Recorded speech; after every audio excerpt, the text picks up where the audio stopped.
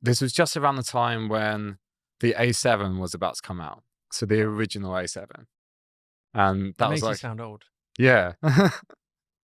So this was 2014, I think that came out. So the first mirrorless camera, I think it was. And I bought one of those secondhand for like £600 and then got some Minolta lenses from the 80s because you could buy an adapter for it because it was mirrorless and just put on any lens, which is great. So my first setup was like full frame and it cost like £700. And I had like 24, 50 and 35, all from the 80s, like f1.4. It was cool. A good introduction into photography, I think. My actual initial inspiration for getting into photography was from, I remember 500 pics. Yeah. That's also showing how long I've been doing it for. So I was on that and like Flickr a little bit, but Pinterest as well, and seeing all of these astrophotography pictures. So never seeing like pictures of the Milky Way before. I think like camera technology was good enough that you could do it well. So that really piqued my interest at the time. I was like, wow, I can't believe someone took a picture of that with a camera. Like I've never seen that. You can't see that with your naked eye that well. So I tried doing that. My first astrophotography shots were really bad.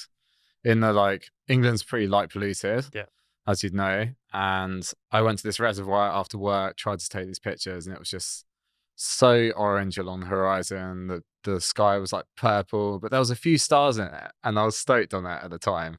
And then from then, I just started traveling a bit more with the money that I'd made from working, and it kind of snowballed from there.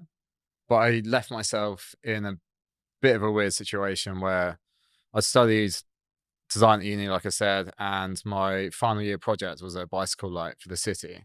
So I decided to quit my job and pursue developing this product, which was a big task and bigger than I thought at the time, I think.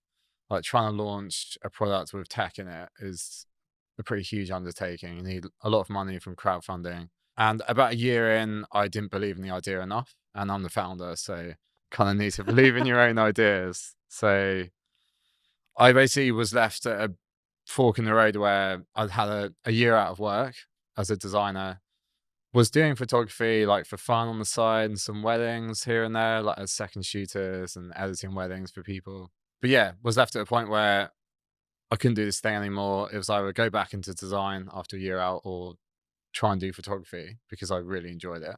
So I just went for photography and I was so unprepared.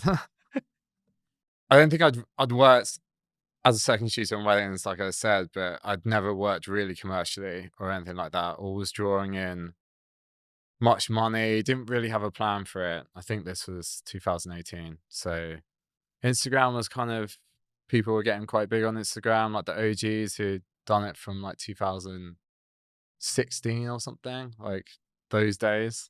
Where you could just pose a photo and It would absolutely blow up. Or someone would share, you know, those repost pages, like feature pages. Someone would share one of those on the big account and you'd wake up to thousands of new followers. Whereas that just doesn't work these days. No.